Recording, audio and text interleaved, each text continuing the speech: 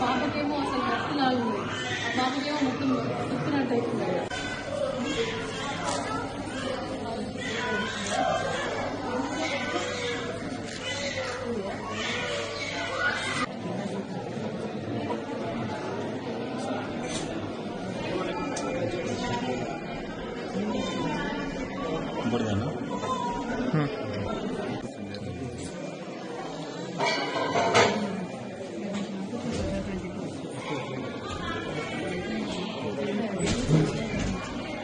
ఇవన్నీ ఎక్స్పైర్డ్ అయిపోయినాయా డాక్టర్ గారు?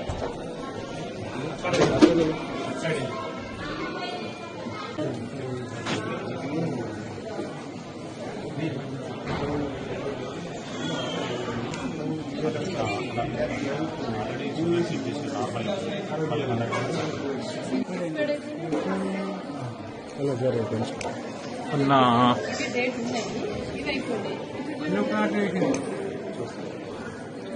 డేట్ ఉంది, ఇది డేట్ లేదు, అన్ని కలిపే ఉన్నాయి.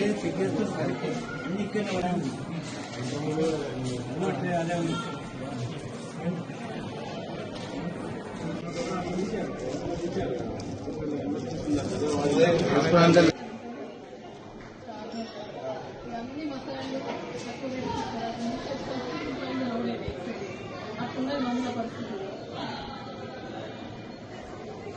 ప్రారంభ వీళ్ళు లేదు.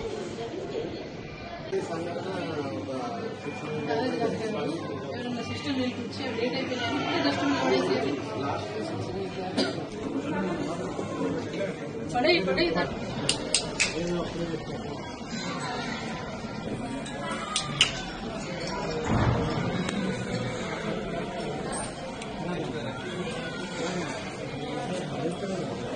మెయింటైన్ చేసే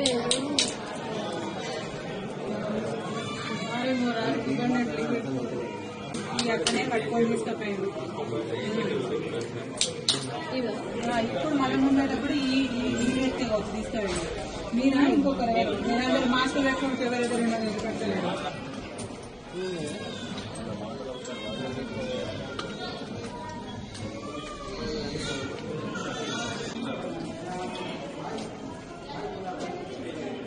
ఫార్మసిస్ట్ లేడా?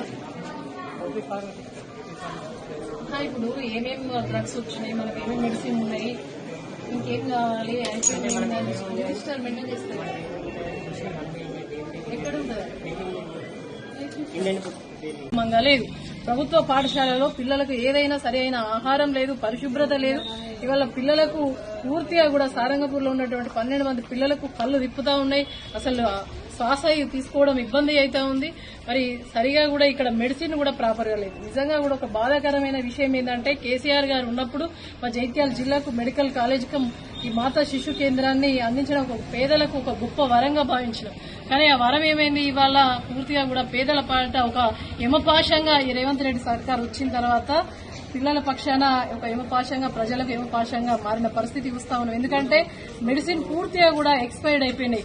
ఎక్స్పైర్ అయిపోయినటువంటి మెడిసిన్ ను పిల్లలకు ట్రీట్మెంట్ గా అందిస్తా ఉన్నారు. ఎంత బాధాకరం అంటే అసలు వీళ్లకు పిల్లల ప్రాణాలంటే పట్టిలేదు. ఎవరు వస్తే వాళ్ళకి ఏ మెడిసిన్ ఉంటే ఆ మెడిసిన్ ఇచ్చే పరిస్థితి ఉంది. ఒక ఫార్మసిస్ట్ లేదు, అది పూర్తిగా కూడా రికార్డు మెయింటైన్ చేస్తలేరు. అంత అధ్వాన స్థితిలో ఇవాళ ఉన్నది. కానీ చేస్తా ఉన్నాం.